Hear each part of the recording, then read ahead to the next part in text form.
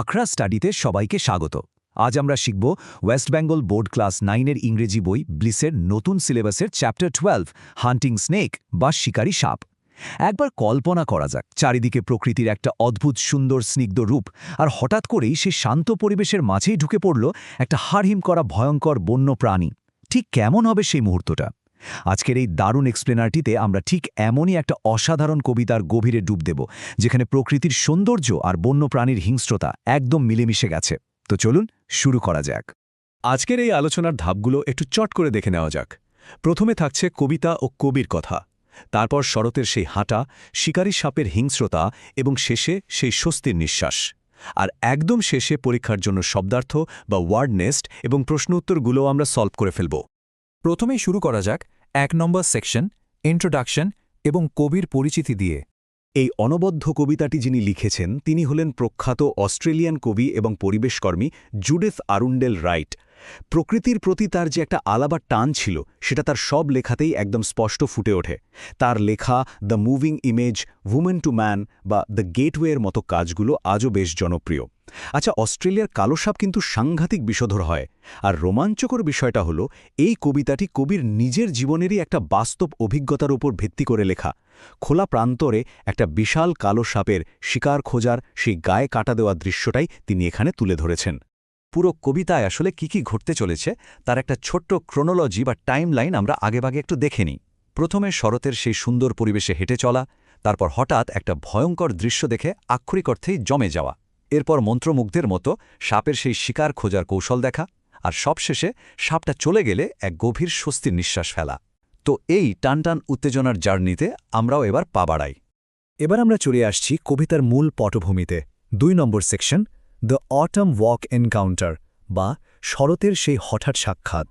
প্রথম স্তবকটা ঠিক এইরকম: sun warmed in the late season's grace, under the autumn's gentlest sky, we walked and froze half through a pace, the great black snake went reeling by. মানে একটু কল্পনা করা যাক, চমৎকার একটা শরতের দিন, মিষ্টি রোদ, উপরে শান্ত আকাশ, কবি আর তার সঙ্গী খুব আরামে হাঁটছিলেন। কিন্তু হঠাৎ হাঁটার মাঝপথেই একদম স্ট্যাচুর মতো জমে যেতে হলো তাদের, কারণ ঠিক চোখের সামনে দিয়েই একে বেঁকে চলে গেল একটা পেল্লাই সাইজের কালো সাপ। এই শান্ত স্নিগ্ধ প্রকৃতির মাঝে এমন একটা আকস্মিক ভয়ঙ্কর এন্ট্রি সত্যি শিহরণ জাগানোর মতো একটা ব্যাপার, তাই না? এখানে একটা শব্দ খুব ভালো করে খেয়াল করতে হবে, রিলিং। রিলিং এর মানে হল মুভিং ইন কার্ভস বা সোজা কথায় একে বেঁকে চলা। শিকারের খোঁজে ওই বিশাল কালো সাপটা তার নিজস্ব একটা ছন্দে লম্বা লম্বা ঘাসের বুক চিরে ঠিক ওইভাবেই একে বেঁকে এগিয়ে যাচ্ছিল। শুধু এই একটা শব্দই সাপের চলাফেরার পুরো ছবিটা আমাদের চোখের সামনে যেন একেবারে জীবন্ত করে তোলে। এরপর আমরা ঢুকছি কবিতার সবচেয়ে রোমাঞ্চকর অংশে, 3 নম্বর section, the fierce hunting snake বা সেই ভয়ঙ্কর শিকারী সাপ। দ্বিতীয় স্তবকে কবি সাপের একেবারে নিখুঁত বর্ণনা দিয়েছেন। Head down, tongue flickering on the trail, he quested through the parting grass. Sun glazed his curves of diamond scale, and we lost breath to see him pass. সাপটা মাথা নিচু করে চেরা জীব লক লক করে গন্ধ শুকতে শুকতে ঘাস ফাঁক করে এগিয়ে যাচ্ছিল। আর সবচেয়ে অবাক করার ব্যাপারটা কি জানেন? সাপের গায়ের ওই হীরের মতো আঁশগুলোতে যখন সূর্যের আলো পড়ল, সেটা একেবারে চিকমিক করে উঠল। এই অপূর্ব অথচ ভয়ঙ্কর দৃশ্য দেখে কবিদের যেন শ্বাস আটকে যাওয়ার উপক্রম হয়েছিল। সাপের এই শিকার করার টেকনিকটা কিন্তু দারুণভাবে ফুটে উঠেছে এখানে। ফ্লিকারিং মানে হলো জিভটা দ্রুত সামনে পেছনে করা। সাপেরা তো আর আমাদের মতো ঘ্রাণ নেয় না, তারা জিভের সাহায্যে বাতাসে ভেসে থাকা শিকারের গন্ধটা বুঝতে পারে। আর কোয়েস্টেড কথাটার মানে হলো একেবারে গভীরভাবে খোঁজা। সাপটা তার অদেখা শিকারের সন্ধানে এতটাই মগ্ন ছিল যে আশেপাশে কে আছে বা কি হচ্ছে সেদিকে তার বিন্দুমাত্র ভ্রুক্ষেপ ছিল না। পরিস্থিতিটা আরও গভীর হয় 3য় স্তবকে। What track he followed, what small food, fled living from his fierce intent, we scarcely thought. Still as we stood, our eyes went with him as he went. একবার অবস্থাটা ভাবা যায়, সাপটা কোন পথে এগোচ্ছে বা তার হাত থেকে প্রাণ বাঁচাতে কোনো ছোট্ট প্রাণীটা পালিয়ে বেড়াচ্ছে, সেসব ভাবার মতো অবস্থায় কেউ ছিল না। ভয়ে এবং বিস্ময়ে একেবারে পাথরের মূর্তির মতো দাঁড়িয়ে শুধু সাপের যাওয়ার পথের দিকেই এক দৃষ্টে তাকিয়ে থাকতে হয়েছিল তাদের। এখানে ইন্টেন্ট শব্দটার মানে হল লক্ষ্য বা এইম। সাপের সেই ভয়ঙ্কর আপোষহীন শিকার করার তীব্র আকাঙ্ক্ষাকেই এখানে বোঝানো হয়েছে। আসলে প্রকৃতির নিয়মটাই এমন, একদিকে প্রাণ বাঁচানোর আপ্রাণ তাগিদ, আর অন্যদিকে খিদের জ্বালায় শিকারের পিছনে ধাওয়া করা। প্রকৃতির এই নিষ্ঠুর অথচ বাস্তব রূপটাই এই কবিতাকে এত স্পেশাল করে তুলেছে। এবার আমরা চলে এসেছি গল্পের একেবারে শেষ পর্বে, 4 নম্বর সেকশন, দ্য ব্রেথটেকিং ডিপার্চার, বা সেই শ্বাসরুদ্ধকর প্রস্থান।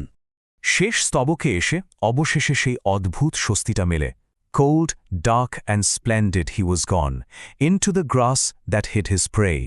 We took a deeper breath of day, looked at each other and went on.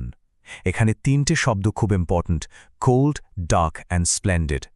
সাপটি শীতল, অন্ধকারময়, অথচ দুর্দান্ত সুন্দর। সেই রাজকীয় বন্য প্রাণীটা শেষ পর্যন্ত ঘাসের জঙ্গলে তার শিকারের খোঁজে পুরোপুরি অদৃশ্য হয়ে গেল। আর সে চলে যাওয়ার পর কবিরা যেন এক বুক স্বস্তির নিঃশ্বাস নিতে পারলেন, একে অপরের দিকে তাকালেন আর আবার নিজেদের গন্তব্যের দিকে হাঁটা শুরু করলেন। কি দারুণ একটা রিলিজ অফ টেনশন, তাই না? কবিতার গল্প তো দারুণভাবে বোঝা হলো। এবার 5 নম্বর সেকশনে আমরা একটু একাডেমিক বা পড়াশোনার দিকে ফোকাস করি। চলুন ওয়ার্ড নেস্ট বা শব্দভাণ্ডারটা দেখে নেওয়া যাক। পরীক্ষায় ভালো করার জন্য এই শব্দার্থগুলো মাথায় রাখা একদম মাস্ট। প্রথমটা হলো রিলিং, মানে মুভিং অ্যান্ড কার্ভস বা একে বেঁকে চলা। এরপর flickering, sudden forward and backward movement, অর্থাৎ দ্রুত সামনে পেছনে করা। ট্রেল মানে তো আমরা জানি প্যাথ বা পথ। কোয়েস্টেড হলো সার্চড বা খুঁজছিল। আর সবশেষে ইনটেন্ট, এইম, লক্ষ্য বা উদ্দেশ্য। এই কটা শব্দ একটু ভালো করে মেমোরাইজ করে নিতে হবে সবাইকে। শব্দার্থ তো জানা হলো, এবার 6 নম্বর সেকশনে আমরা সলভ করব টেক্সচুয়াল কোয়েশ্চেন্স বা অনুশীলনী। চলুন নিজেদের একটু যাচাই করে নেওয়া যাক। এক্সারসাইজ 1-এ আমাদের সঠিক বিকল্প বেছে নিতে হবে। প্রথম প্রশ্ন, সিজন বা ঋতুটা কি ছিল? সামার, উইন্টার, অটম নাকি স্প্রিং? একটু ভাবলেই মনে পড়বে, সঠিক উত্তর হলো অটম বা শরৎকাল। দ্বিতীয় প্রশ্ন, সাপের রং কেমন ছিল? ব্ল্যাক, গ্রে, গ্রিন নাকি ইয়েলো? অবশ্যই সাপটি ছিল ব্ল্যাক বা কালো। তৃতীয় প্রশ্ন, সাপের জিভটা কেমন ছিল? স্টিল, ফ্লিকারিং, ড্যাঙ্গলিং নাকি হ্যাঙ্গিং? আমরা তো কবিতাতেই পড়েছি জিভটা লক করছিল, মানে উত্তর হবে ফ্লিকারিং। এবার পরের প্রশ্নগুলো দেখা যাক। সাপের গায়ের আঁশগুলোর শেপ বা আকার কেমন ছিল? স্টার, কাইট, ডায়মন্ড নাকি পিরামিড? একদম ঠিক, উত্তর হলো ডায়মন্ড বা হীরের মতো। পঞ্চম প্রশ্ন, সাপের উদ্দেশ্য বা ইন্টেন্ট কেমন ছিল? মেলিশিয়াস, গ্রিডি, টিমিড নাকি ফিয়ার্স? সাপের উদ্দেশ্য ছিল ফিয়ার্স বা ভয়ঙ্কর। আর শেষ প্রশ্ন, সাপটা কোথায় অদৃশ্য হয়ে গেল? স্যান্ড, গ্রাস, রক নাকি স্ট্রিম? খুব সহজ, সাপটা গ্রাস বা লম্বা ঘাসের মধ্যে মিলিয়ে গেল। ব্যাস, সবগুলো মাল্টিপল চয়েস একদম নিখুঁতভাবে সলভ হয়ে গেল। এবার আসি এক্সারসাইজ 2 এর সংক্ষিপ্ত প্রশ্নে। 25টা শব্দের মধ্যে উত্তর লিখতে হবে। প্রথম প্রশ্ন, ঘাসের মধ্যে দিয়ে যাওয়ার সময় সাপটিকে কেমন দেখাচ্ছিল? এর একটা খুব সুন্দর টু দ্য পয়েন্ট উত্তর আমরা ঠিক এভাবে লিখতে পারি: the great black snake appeared cold, dark and splendid with its head down and tongue flickering. The sun glazed its curves of diamond scale. সোজা কথায়, বিশাল কালো সাপটাকে শীতল, অন্ধকার আর দুর্দান্ত দেখাচ্ছিল, তার মাথা নিচু ছিল, জিভ লকলক করছিল, আর সূর্যের আলোতে হীরের মতো আঁশগুলো ঝিকমিক করছিল। দ্বিতীয় প্রশ্ন, সাপটা চলে যাওয়ার পর কবি আর তার সঙ্গীরা কি করেছিলেন? এর উত্তরটা হবে When the snake was gone, the poet and her companions took a deeper breath of the day, looked at each other and went on their way. মানে, যখন ওই ভয়ঙ্কর সাপটা চলে গেল, তারা এক বুক স্বস্তির শ্বাস নিয়েছিলেন, একে অপরের দিকে অবাক হয়ে তাকিয়েছিলেন, আর তারপর নিজেদের গন্তব্যের দিকে এগিয়ে গিয়েছিলেন। এই উত্তরের মাধ্যমেই কিন্তু পুরো গল্পটা সুন্দরভাবে শেষ হচ্ছে। আজকের এই গোটা আলোচনা থেকে একটা খুব গভীর বিষয় কিন্তু পরিষ্কার।